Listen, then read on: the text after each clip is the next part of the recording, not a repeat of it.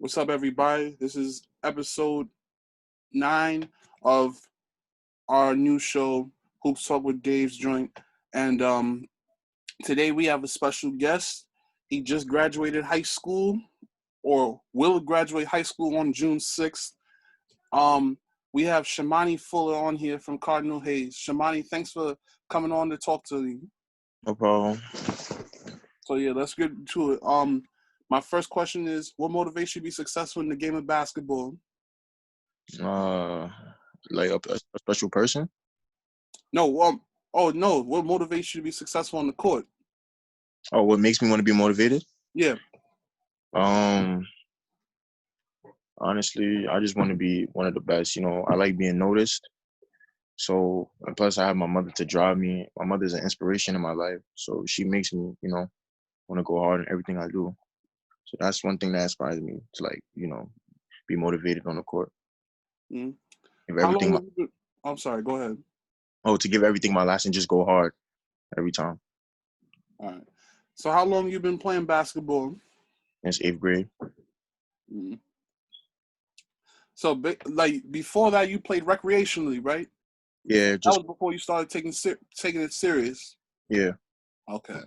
So what part? Where exactly are you from? Ethnicity? No, not your ethnicity. Where you reside at? Oh, Mount Vernon. Oh wow. So that was a long commute every day. So talk about being from Mount Vernon. Being from Mount Vernon is a very small city, so not really a lot of people make it out, especially playing basketball. So I want it to be different, and the commute every day, that just shows how hard I work and how much I want to be good. Great, actually. So you from like the south side of Mount Vernon? Yeah, Okay. middle, out to middle, yeah. So you close to the Bronx. So Yeah. talk about the basketball culture in Mount Vernon. Even though it's 4 square miles, kind of like Harlem, there's a lot of basketball history in that city. Talk about it real quick. Like back in the day, they had greats like Gus Williams, Ray Williams. Recently, person to play in the A from Mount Vernon, I think that was Ben Gordon. Mm-hmm. Ben Gordon was a very good basketball player in Mount Vernon High. You see what he could do, how passionate he was for the game. Like when he made it to the NBA, how he gave back to the community. So, like one thing about Mount Vernon is that we're all together as one. So yeah. Mm-hmm. So talk about the strengths and weaknesses in your game. Honestly, I think I still have a lot to work on. I don't think I even scratched the potential of what I can do, honestly, because I still have to work on everything. But I would say a strong suit in my game is definitely finishing and rebounding the ball and strength. I can shoot. And the thing I really think I need to work on is, being more talkative, having more IQ, and definitely dribbling the ball. Cool. So basically, where's one tournament that you like to play in? Like, give me one tournament that you like to play in. Summer wise? Yeah. Definitely Dykeman or Lincoln. Lincoln Park. Yeah. Which Lincoln Park? The one in Queens or New Rochelle? Queens. Okay. So basically, talk about ninth grade when you were choosing your school. You were living in Mount Vernon at that time, right? Yes. Okay. So you had Mount St. Michael close by, and then you Yeah. had Mount Vernon on the other side of town. Why did you choose Cardinal Hayes? Honestly, I didn't choose it. My mom chose it, and God knows why my mother chose it for me, because it was honestly like one of the best decisions I ever made in my someone has ever made for me. So at first I didn't know what Hayes was going into high school. Like on my tax exam, I had 3 schools I was gonna go. My mom put down Hayes. I didn't even know what Hayes was, but to me, I thought I was either gonna go to Spelman or Mount St. Michael. Mm.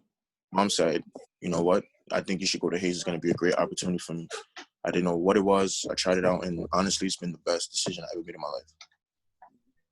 Talk about your 4 years at Hayes? Um, for my 4 years at Hayes has been tremendous, honestly.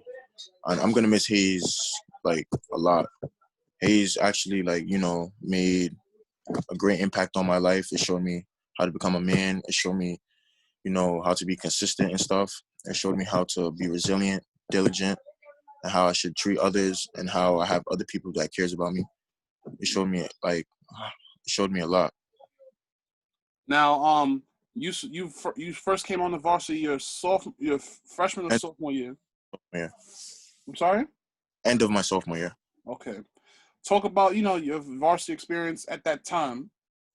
It was very hard and challenging, honestly. I used to practice with them. From freshman year, I was practicing with the varsity team. That's when I just became good at basketball. I still had a lot of stuff to work on.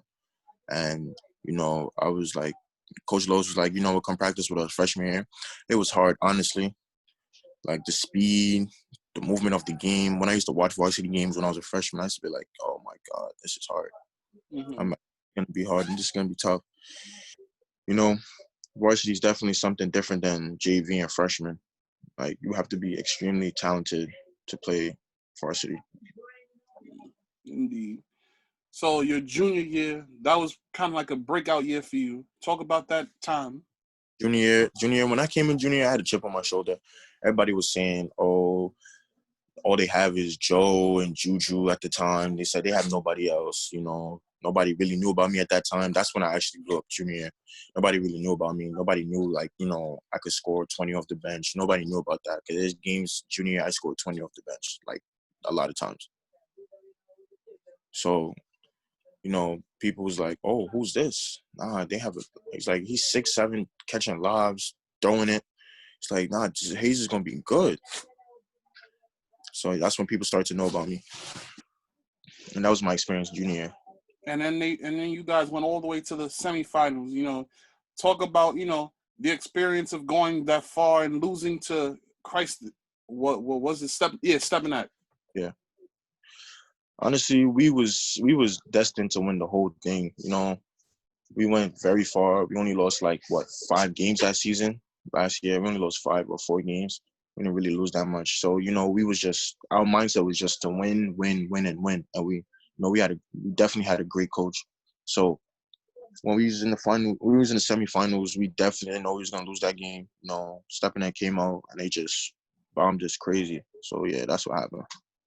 So then you joined. I think you played for both Riverside and the Lightning. Talk about playing AAU for both of those programs separately. Well, playing for Riverside, it showed me, how the competition, how it was, like when I got the call from EYBL, when I got the call from Lightning say, oh, we want you, I had to go. I had to better myself and play with better competition. So when I played with Lightning, it showed me how great people are in your state, or how people are great worldwide in the country. It showed me how really good 17s EYBL is. How you have to be great on a tremendous level. So yeah, that's what continues me to work throughout the whole summer. And if EYBL was on this year, I think I would have made a breakthrough, definitely. So your senior year comes up at Hayes. Talk about this past season. You had a really really good season. Talk about that. Oh yeah, to me, I had a great season this year. I think I could have had a better season, but to me, I'm satisfied with what I did this season. I did what I can. I did what I could, and it was especially great playing alongside my teammate Julien. He's a good leader. So, playing with Hayes this season, I averaged 19 points a game, I think, and to be a part of Hayes last year, I try to give it my all. Played against good competition like Step, Say Rays. We lost the close games to them. So yeah, to me, I had a great season. My senior season, my senior year. Talk about not being able to finish out your season because of the COVID-19 pandemic. That was the worst part of my senior year. to not be able to finish my season. That was heartbroken to me. I really wanted to, finish because I had a feeling we could have went far. We definitely could have went to the chip. And that's the worst part, like to know that I have to end my senior year off. And senior year is an important year. That's probably the most important year of your life in high school. That was the most important year of my life. And I couldn't be able to finish it. No, that's tough. You spoke about Julien earlier, talk about, the dynamic that the two of you have. Oh, the duo that me and Julien have is unbreakable. Nobody could break that. The way me and him score is just so efficient. Like the way, like we play together. Like I don't think nobody has that type of bond that we have.